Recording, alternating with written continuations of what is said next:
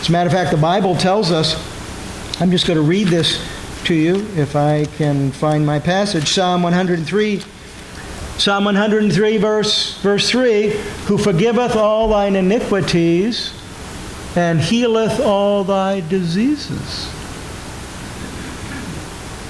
Can he heal today?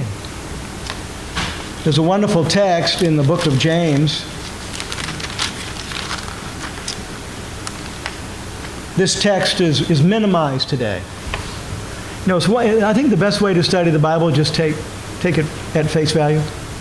Now, I know there's parables and there's apocalyptic language in the book of Revelation and Daniel, and you've got beasts and you've got, all kinds of things, and if you've got that all figured out, I need to talk to you, okay?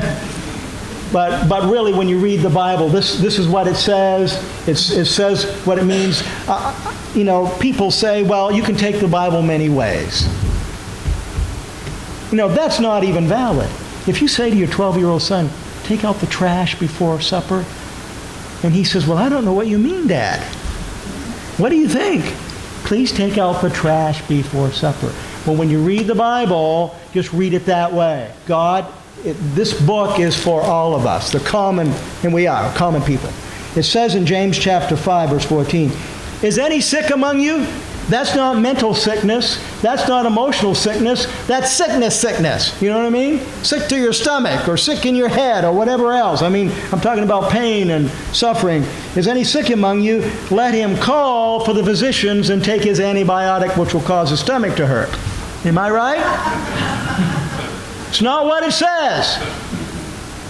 It's not what it says. You say, you sound like a simple preacher. I hope you got the point. Is any sick among you? Let him call for the spiritual leaders of the church, the elders, and let them pray of him, anoint him with oil in the name of the Lord.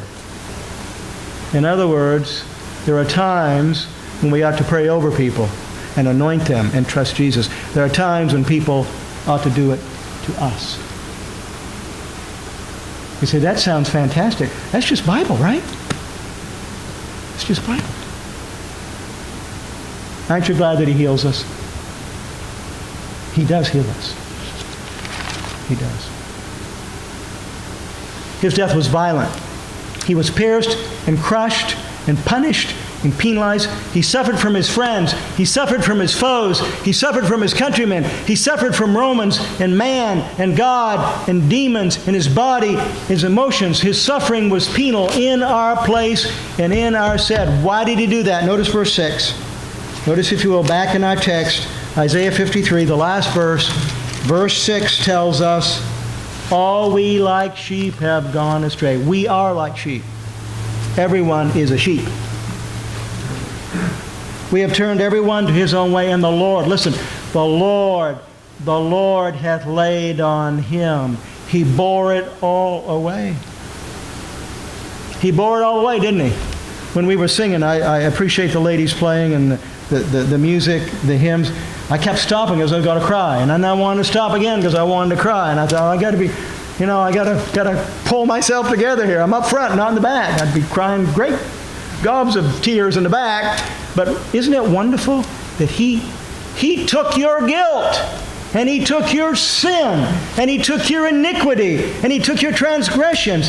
He hath made him to be sin for us who knew no sin, that we might be made the righteousness of God in him. Aren't you glad he took your place? Until you understand the cross, you'll never really appreciate the resurrection. Amen?